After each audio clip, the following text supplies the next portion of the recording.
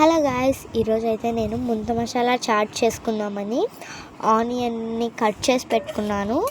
అంటే మళ్ళీ వీడియోకి లేట్ అవుతుందని.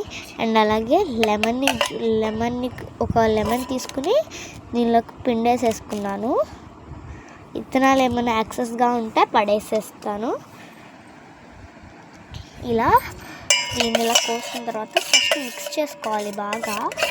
షాక్తోనే, మళ్ళీ స్పూన్ ఎందుకని నేను షాక్తోనే మిక్స్ చేస్తాను. ఇలా బాగా అంటే ఇప్పుడు వచ్చేసి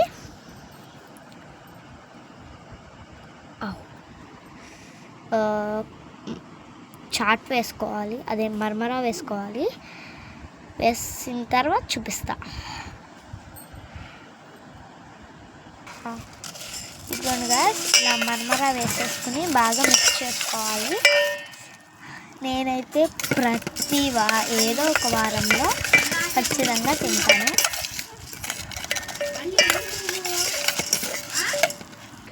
ఇలా బాగా మిక్స్ చేసుకోవాలి. ఇదిగోండి సాల్ట్ అన్నమాట.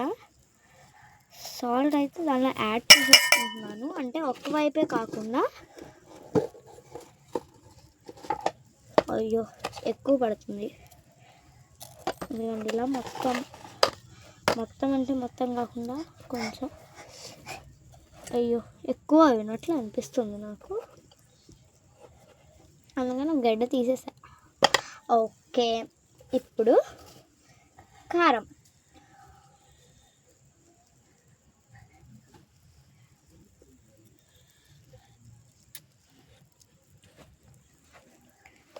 కారం మనం మొత్తానికి పట్టేటట్లు వేసుకోవాలి. అంటే చాలా తక్కువ అయితే వేసుకోకూడదు, చాలా ఎక్కువ అస్సలుకి వేసుకోకూడదు. దీని గురించి అంటే ఎక్కువ కారం కూడా వేసుకుంటే అంత మంచిది కాదు కదా. బాగా మిక్స్ చేసుకోవాలి దీన్ని. ఇప్పుడు గిన్నె తిరిగిపోతుంది. దీన్ని బాగా ఇలా మిక్స్ చేసుకోవాలి. చూడడానికి అలా కనపడుతుంది కానీ అసలు అబ్బా నోరు ఊరిపోతుంది. ఎర్రగా దోరగా ఉంది, భలే ఉంది.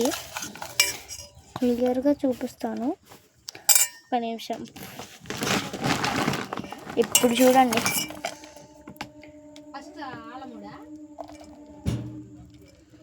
వావ్,